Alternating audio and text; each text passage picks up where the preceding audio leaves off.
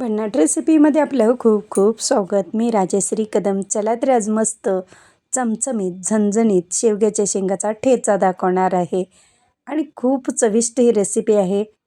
आता शेवग्याच्या शेंगा 2 पेंड्या घेतलेल्या स्वच्छ धुवून कट करून त्या अशा भाजून घ्यायच्या आहेत. जाळी असेल तर जाळीवर भाजून घेऊ शकता किंवा एखादी चूल असेल, चुलीचा निकार असेल त्यावर सुद्धा व्यवस्थित भाजल्या जातात. एक टोमॅटोमध्ये 2 भाग करून घेतलेले 1 स्पून तेल घालून आता एक मिरची, अर्धा गड्डा लसूण व्यवस्थित भाजून घेऊ.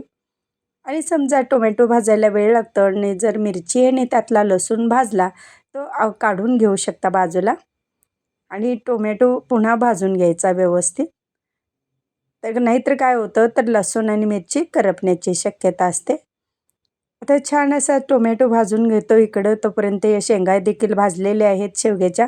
त्यातला गर जे आहे ते असा चमच्याच्या साहाय्याने काढून घेऊ. भरपूर असे गुणधर्म असलेले शेवग्याच्या शेंगाची आज रेसिपी तुमच्यावर शेअर केलेली आहे.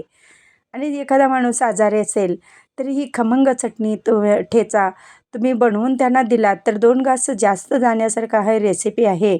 नक्की ट्राय करा. आणि माझ्या बरेच रेसिपी आहेत शेवग्याच्या शेंगापासून. सूप आहे, भरीत आहे, शेवग्याची भाजी आहे, मसालेदार शेंगाची भाजी आहे. खूपच असं ते पदार्थ आहेत माझे. नक्की माझ्या चॅनलवरती अपलोड केलेलं आहे पहा. आणि कशी आजची जर शेवग्याचा ठेचा कसा वाटला ते देखील मला कमेंटमध्ये सांगायला विसरू नका. आणि शेंगा घेते वेळी मात्र बघून घ्यायच्यात, गर भरपूर असलेला बघून घ्यायचा.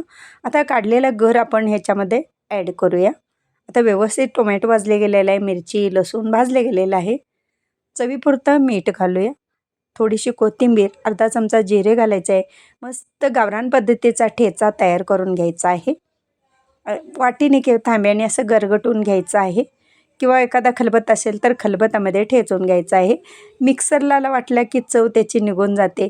आणि अशा पद्धतीने जर तुम्ही ठेचा केलात तर अरारारा खूप असा मस्त लागतो.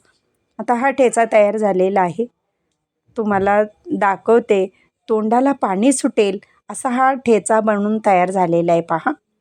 मग तुम्ही पोळीसोबत खाऊ शकता किंवा भाकरीसोबत खाऊ शकता किंवा तोंडी लावू शकता. आणि गरमागरम आपला शेवग्याच्या शेंगाचा ठेचा कसा वाटला आज मला कमेंटमध्ये सांगायला विसरू नका.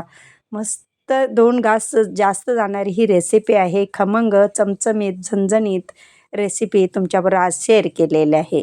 चला तर मग माझी रेसिपी व पदार्थ आवडल्या चॅनलला सबस्क्राईब करा, बेल आयकॉन दाबा, लाईक करा, इतरांना शेअर करण्याचं विसरू नका, तसेच कमेंट करण्याचं विसरू नका.